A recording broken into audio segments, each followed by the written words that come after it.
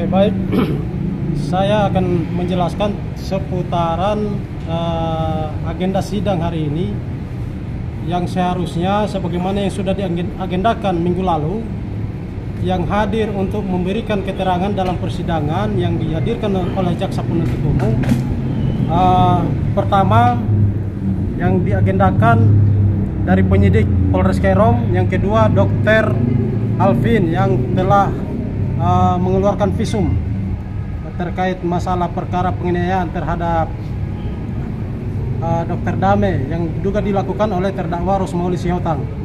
Nah, fakta-fakta di dalam persidangan kaitan dengan keterangan Dr. Dame minggu lalu menyampaikan bahwa Dr. Dame pada saat melakukan visum di Rumah Sakit Waingga Kerom didampingi oleh penyidik ya. Namun keterangan yang disampaikan oleh Dr. Alvin yang bertugas yang mengeluarkan visum pada saat itu menyampaikan didampingi oleh anggota polisi berpakaian dinas, dan surat dasar untuk melakukan visum berdasarkan surat permintaan dari penyidik ini menurut Dr. Alvin yang melakukan visum pada saat itu. Nah, kami menanyakan terkait masalah surat permintaan yang menjadi dasar untuk melakukan visum. Ternyata surat yang digunakan itu bukan surat yang dikeluarkan oleh penyidik.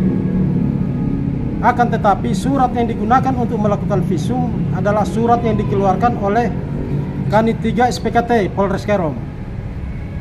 Dan kami menanyakan kepada Dr. Alvin, apakah sebelum melakukan tindakan visum dibaca dulu terlebih dahulu surat permintaan visum tersebut.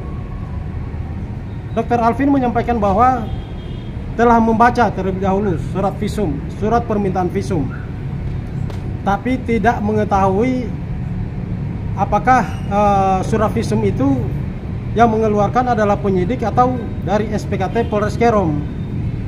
Padahal nyata-nyata di dalam surat visum itu tertera yang bertanda tangan di dalam surat permintaan visum ini itu adalah dari SPKT Kanit 3 SPKT Polres Kerom. Itu pertama, sudah cacat yuridis ya. Cacat yuridis. Yang kedua, terkait keterangan Dr. Alvin dalam persidangan tadi, pada saat melakukan tindakan visum berdasarkan surat permintaan, surat yang ditujukan kepada Kepala Rumah Sakit RSUD Waingga Polres Kerom, Rumah Sakit Kerom, itu tidak sampai kepada Kepala Rumah Sakit surat tersebut. Tapi Dr. Alvin langsung melakukan tindakan dengan cara melakukan pemeriksaan visum kepada Dr. Dame di ruangan khusus, hanya berdua, tidak dibantu oleh perawat, tidak didampingi oleh penyidik. Itu. Jadi pada saat melakukan visum tidak dibantu oleh perawat rumah sakit setempat dan tidak didampingi oleh penyidik, hanya berdua. Pada saat melakukan visum ada ditemukan memar di kepala menurut Dr. Alvin, tapi memar yang dimaksud itu hanya terlihat bengkak, warna kulit tetap sama, normal. Nah, kami menanyakan apakah secara seyogyanya ketika ada benturan kemudian terjadi bengkak kepada bagian tubuh yang memar itu, apakah itu harus ada perubahan warna atau bagaimana? Dr. Alvin menjelaskan bahwa itu tergantung kepada beban benturannya. Saya tanyakan apakah ini termasuk dalam kategori beban atau benturan yang dalam kategori ringan atau berat. Nah, Dr. Alvin menyampaikan bahwa tidak bisa menjelaskan terkait masalah berat dan ringannya. Padahal seorang dokter harus mampu menganalisa dari hasil pemeriksaannya terkait masalah trauma patologi yang dilakukannya, karena ini adalah untuk kepentingan alat bukti dalam penyidikan. Jadi seharusnya sudah harus paham apa yang harus dijelaskan di dalam surat visum itu. Kemudian keterangannya Dr. Alvin juga menyampaikan di dalam pertanyaan kami, Dr. Alvin menjawab terkait masalah apakah pada saat melakukan visum itu dengan luka dengan memar yang ditemukan di bagian kepala, kemudian di lutut, apakah dokter melakukan dokumentasi atau foto? Tidak melakukan dokumentasi, tidak ada foto yang dilakukannya Dr. Alvin terhadap pasiennya, Dr. Dame. Sementara ada foto yang diserahkan kepada penyidik. Makanya kami tanyakan kepada Dr. Alvin, foto itu dari mana? Kenapa ada foto yang diserahkan kepada penyidik sebagai alat bukti, sementara dokter sendiri yang melakukan pemeriksaan tidak melakukan dokumentasi atau foto? Nah, ini terjadi kejanggalan besar. Ini sangat merugikan klien kami, sangat merugikan klien kami. Nah, kemudian terkait masalah waktu pelaksanaan visum ini, tindakan pelaksanaannya. Nah, waktu pelaksanaan visum yang dilakukan oleh Dr. Alvin terhadap Dr. Dame, Dr. Alvin menjelaskan di dalam keterangannya dalam persidangan tadi bahwa pada saat melakukan visum waktunya sekitar jam 2 atau pukul 14.00. Di dalam surat visumnya yang tertuang di dalam hasil visum itu 14.15.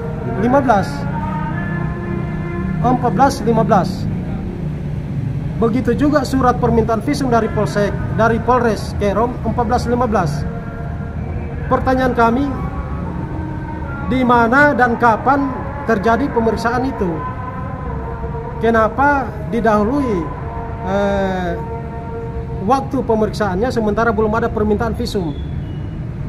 Belum ada permintaan visum dari penyidik. Nah, ini sangat kacau ini.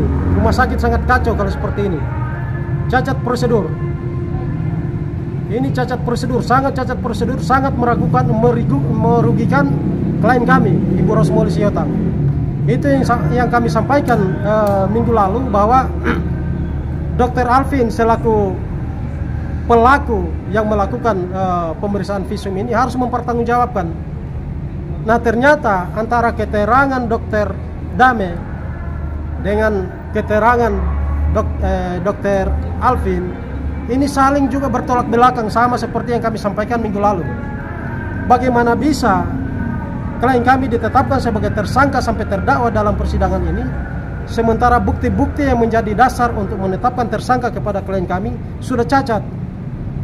Makanya itu kami minta kepada penyidik hadir memberikan keterangan dalam persidangan.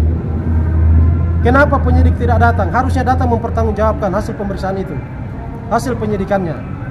Ini sangat kacau, hukum ini sangat kacau ini, cara penerapan hukum di Polres Kerom ini. Jadi demikian. Baik, selamat malam Bapak Ibu, saudara-saudara sekalian. Saya Dr. Anton Diansyah, SHMH, bersama Bapak Albert Yusuf, SHMH, serta Bapak Dr. Samsul Tahir. Pada malam hari ini kami baru saja selesai mendampingi klien kami, Ibu Rosmoli Siotang, terkait dengan perkara dugaan penganiayaan yang didakwakan oleh jaksa penuntut umum. Dari pemeriksaan saksi pada malam hari ini, menurut penilaian kami bahwa keterangan saksi tersebut adalah ada yang ditutup-tutupi, ya, ada yang ditutup-tutupi, tidak terbuka. Dari keterangan satu dan seterusnya itu tidak sesuai dengan apa yang menjadi SOP daripada rumah sakit tersebut. Ya, yang bersangkutan sendiri mengaku bahwa selama ini apa yang dia lakukan seperti itu. Ya, yang pertama terkait dengan visum. Permintaan visum itu berbeda dengan permintaan surat keterangan dokter pada umumnya, artinya keterangan sehat atau keterangan sakit. Itu beda. Berdasarkan pasal 133 ayat 1 KUHP, ya, di sana diatur bahwa permintaan visum itu harus dilampiri dengan surat laporan polisi. Kemudian permintaan visum et repertum itu harus dilakukan oleh penyidik, ya, dilakukan oleh penyidik. Setelah disiapkan surat permintaan visum et reperto oleh penyidik, kemudian penyidik wajib hukumnya ya untuk mendampingi korban dalam rangka pemeriksaan visum tersebut.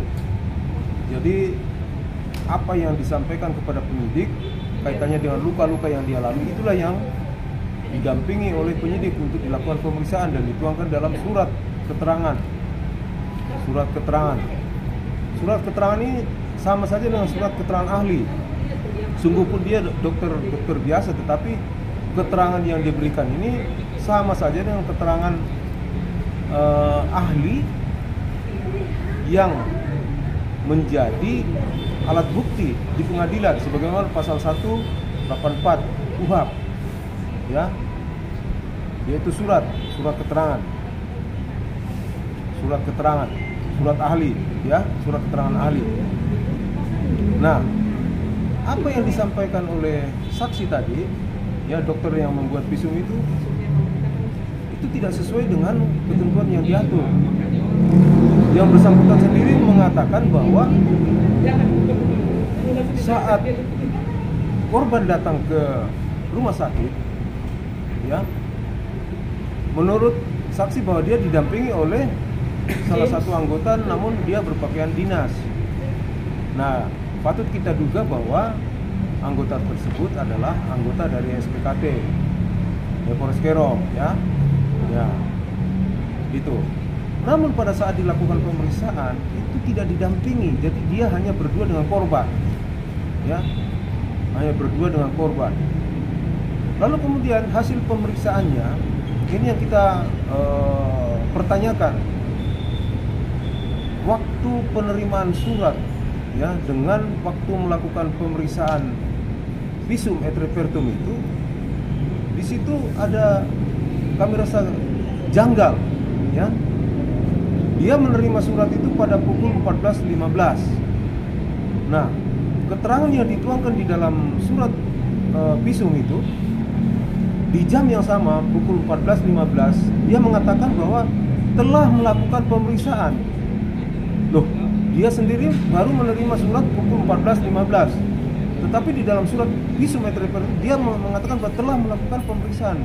Berarti dia sudah melakukan pemeriksaan terlebih dahulu. Kemudian permintaan visum itu ya dari belakang gitu. Ya, lalu kemudian tadi dikatakan bahwa saat pemeriksaan tidak didampingi oleh polisi. Katanya ada polisi berpakaian dinas, tapi pada saat pemeriksaan tidak didampingi, jadi dia hanya berdua dengan korban. Ini tidak benar. Di dalam ketentuan ya, bahwa untuk mengantisipasi terjadinya kekeliruan atau terjadinya manipulasi di dalam pembuatan visum itu, wajib hukumnya harus didampingi oleh penyidik. Seperti itu. Itu yang pertama. Yang kedua, berbicara masalah penyidik. Ya, berbicara masalah penyidik. Penyidik itu adalah berdasarkan berdasarkan peraturan pemerintah nomor 50 tahun 2010 ya. Penyidik adalah seorang anggota Polri sebagaimana diatur di dalam pasal 6 dan 7 KUHP ya. Di situ ada ketentuan kepangkatan yang diatur, yaitu minimal harus berpangkat Ibda. Lalu kemudian dia harus diangkat sebagai penyidik ya, diangkat menjadi penyidik. Ada surat pengangkatannya ya. Minimal dia bekerja di lingkungan penyidikan selama 2 tahun. Dan pendidikan yang diwajibkan adalah harus sarjana. Demikian. Namun pada sore hari ini Bapak Ibu, yang kita harapkan penyidik itu hadir supaya kita bisa klarifikasi tentang hasil penyidikan dan lain sebagainya terkait dengan perkara ini, tapi jaksa penuntut umum tidak bisa menghadirkan, alasannya keluar kota. Ya, kami menghargai itulah, ya. Namun kembali lagi bahwa apa yang disampaikan oleh dokter tadi sebagai yang membuat visum itu, kami nilai bahwa apa yang dibuat ini adalah cacat yuridis, ya, tidak prosedural. ya. Jadi main di bawah tangan. Karena apa yang dibawa itu surat permintaan visum itu langsung kepada yang bersangkutan, tidak melalui manajemen. Itu yang dari saya. Silakan Pak Albar untuk menambahkan. Baik, dari hasil persidangan tadi kami berkesimpulan bahwa visum yang dikeluarkan itu ya cacat hukum, artinya bahwa tidak sesuai dengan prosedural. Artinya keputusan itu ada di pimpinan ketika seorang dokter ingin mengeluarkan visum. Dan tadi yang kita ciptakan adalah sejauh mana prosedurnya. Itu yang kita kerjakan sesuai dengan apa yang ditanyakan juga oleh rekan-rekan advokat kepada saksi yang dokter. Sehingga dalam hal ini untuk menguatkan semua itu ya, kami mengharapkan penyidik hadir pada sidang berikutnya atau menunggu panggilan dari pengadilan untuk memberikan keterangan apa sesuai dengan apa yang dibuatkan di dalam berita acara.